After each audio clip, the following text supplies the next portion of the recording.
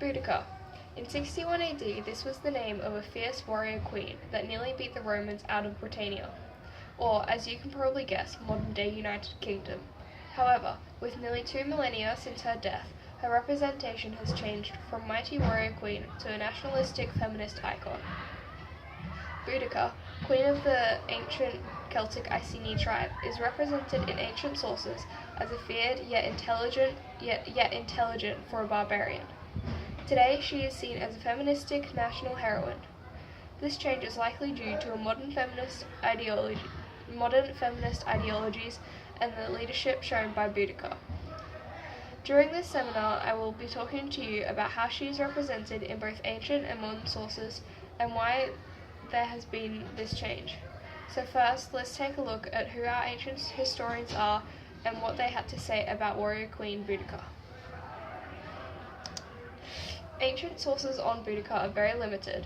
There are only 3 main sources that mention or talk about her, and 2 of these were written by the same person, Roman historian Tacitus. The other historian that discusses Boudicca and her revolt was Greek-born senator and historian Dio Cassius, or Cassius Dio. Dio Cassius' account of Boudicca was that she was very tall in appearance and most terrifying in the glance of her eye, most fierce, and her voice was harsh. He also describes in the events of the uprising caused by Boudicca as ruin, brought upon the Romans by a woman, a fact which in itself caused them the greatest shame. Dio Cassius' account of Boudicca is a very detailed one that, although parts of it are incongruent with that written in the Annals by Tacitus, was written over 100 years after the event. However, the new information presented in this account cannot be dismissed, as it may hold information from sources that have since been destroyed or have not yet been recovered.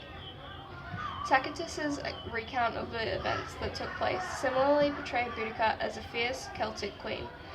He wrote in reference to her final battle against the Romans: "She did not come to boast the pride of a long line of ancestry, nor even to recover her kingdom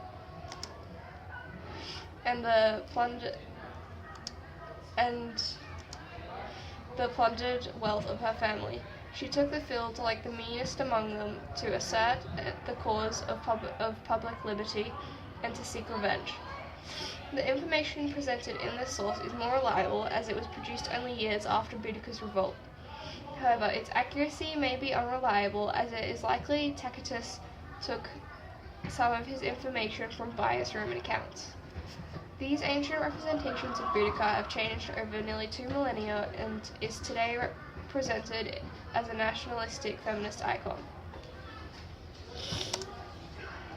Modern society has transformed the representation of Boudicca from that of a warrior queen to that of a historical feminist icon, representing Great Britain. The website Heroines of History is filled with a feminist interpretation of the uprising in Britannia, using phrases such as freedom fighter, Boudicca's unfortunate death, and the great Iceni queen. Calling her a feminist icon, this source is used as a resource for teachers and students to learn about Boudicca's rebellion against the Roman Empire. However, the evidence presented in this source is not accurate, as a lot of the information is wrong or not backed up by evidence. In a statement made by a University of Newcastle researcher, Marguerite Johnson, in her book Boudicca, expresses that Boudicca has become an icon of British national history and is now a symbol not only of British freedom but also of women's power. This is a popular belief among modern academics and is often substantiated by evidence such as the aforementioned website. As well as blogs like the F-Bomb, whose aim it is to educate females about their rights as women. The information in these websites should, however, not be trusted, as there are large amounts of bias in it. The representation of Boudicca as a feminist icon in these sources is vastly different from the representation of her by both Dio Cassius and Tacitus. This is due to the change in ideological beliefs throughout time. The belief that both women and barbarians were inferior to men and Romans respectively was common in the 1st and 2nd century. This contrasted with the modern belief that women are and should be equal to men has caused the differing perspectives of Boudicca. In the Annals by Tacitus, he makes reference to women as those inhibited on account of the weakness of their sex, and when talking about Boudicca, says that military skill was not the talent of barbarians. This account, along with Dio Cassius's, show bias against Boudicca and her army, as she was a female barbarian and fought against the Romans. Today's feminist beliefs are seen in the majority of modern sources, and although this belief is commonly accepted, sometimes the author can omit information to make the article adhere to their beliefs.